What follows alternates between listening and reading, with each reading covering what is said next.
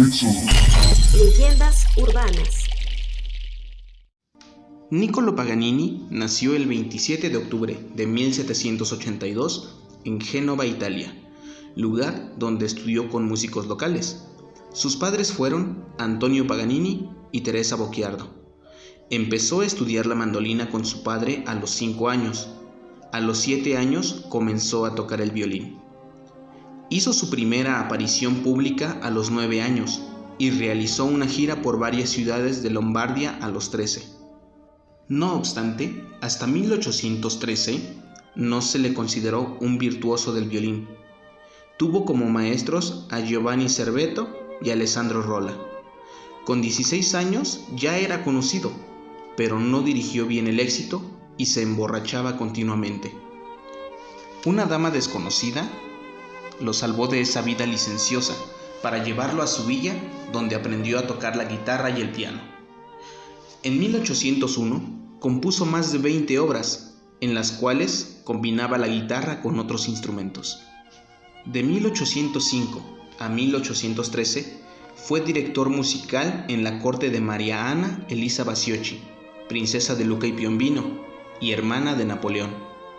En 1813 abandonó Lucca y comenzó a hacer giras por Italia, donde su forma de interpretar atrajo la atención de quienes lo escuchaban. En 1828 fue a Viena, más tarde a París y en 1831 a Londres. En París conoció al pianista y compositor húngaro Franz Liszt, quien, fascinado por su técnica, desarrolló un correlato pianístico inspirado en lo que Paganini había hecho con el violín.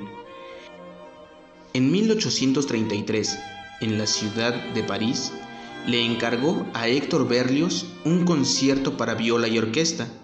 El compositor francés realizó Harold en Italia, pero Paganini nunca le interpretó. Al parecer no estuvo conforme con los primeros avances de la composición. Sin embargo, sí asistió al estreno y se arrepintió de no haber participado como solista. Berlioz narró lo sucedido. El concierto terminó y yo estaba exhausto y sudoroso, temblando de excitación todavía, cuando Paganini, seguido por su hijo Aquiles, subió al escenario gesticulando violentamente. Había perdido completamente su voz por la enfermedad que finalmente lo mató. Y como nadie podía entender sus gestos, le hizo una seña a su hijo, que subió a una silla, puso el oído en la boca de su padre y escuchó atentamente. Aquiles bajó de la silla y, volteando hacia mí, me dijo: «Mi padre desea asegurarle, señor, que nunca en su vida ha estado más poderosamente impresionado en un concierto, que lo ha usted conmovido y que, si no se contuviera, se inclinaría ante usted para agradecerle esta música». Paganini renunció a las giras en 1834. Fue además tutor del violinista italiano Antonio Bassini, a quien motivó para que iniciara su carrera como concertista. Su técnica asombraba tanto al público de la época que llegaron a pensar que existía algún influjo diabólico sobre él, porque a su vez su apariencia se notaba algo extraña y sus adelantos musicales eran una verdadera obra de arte. Se decía que en la mayoría de sus apuntes aparecía una nota extraña, la cual decía nota 13. Podía interpretar obras de gran dificultad únicamente con una de las 4 cuerdas del violín, retirando primero las otras 3, de manera que éstas no se rompieran durante su actuación, y continuar tocando a 2 o 3 voces.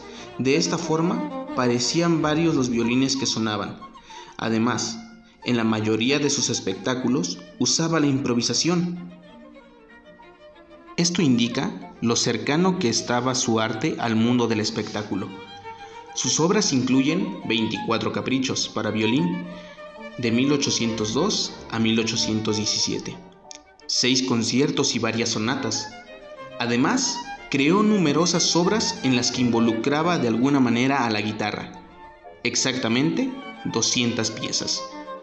Llegó a poseer 5 violines, 2 Stradivarius, un Amati y un Guarnerius, su violín favorito llamado Canone. Su salud se fue deteriorando a causa de una tuberculosis diagnosticada en 1819. En los años 1834 y 1840 padeció dos fuertes episodios de hemoptisis, siendo el segundo el que precipitó su muerte. Durante el avance de la enfermedad, que pasó de sus pulmones a la laringe, padeció afonía crónica los 2 últimos años de su vida. El músico, además, se medicaba con mercurio para tratar la sífilis que también padecía. En 1836, Paganini regresó a París para montar un casino. La empresa fue un fracaso que lo dejó en la ruina. Debió subastar sus efectos personales, incluidos sus instrumentos musicales, para poder recuperar sus pérdidas. En la Navidad de 1838, partió de París hacia Marsella y, tras una breve estancia, viajó a Niza, donde su estado de salud empeoró. En mayo de 1840, el obispo de Niza envió a Paganini un párroco local para que recibiera los últimos sacramentos. El músico consideró que era algo prematuro y se negó. Una semana después, el 27 de mayo de 1840, en la casa del presidente del Senado, Paganini sufrió una hemorragia interna y murió antes de que se pudiera llamar a un sacerdote. El obispo de Niza prohibió su entierro en tierra consagrada por su reputación de hereje y no por su mentada asociación con el diablo, como se había dicho. Su cuerpo fue embalsamado y almacenado en el sótano de la casa donde había fallecido. En 1853 fue enterrado en el cementerio de Gaione y después de 4 años y un llamamiento al Papa, la Iglesia permitió que su cuerpo fuera transportado a Génova, pero no fue sepultado hasta 1876 en el cementerio de la Villetta di Parma. En 1893, el violinista checo František Ondříček convenció al nieto de Paganini, Attila, de que le permitiera ver el cuerpo del violinista. Después de este episodio, el cuerpo de Paganini fue finalmente enterrado en un nuevo cementerio en Parma en 1896. Esto es Leyendas Éxodo.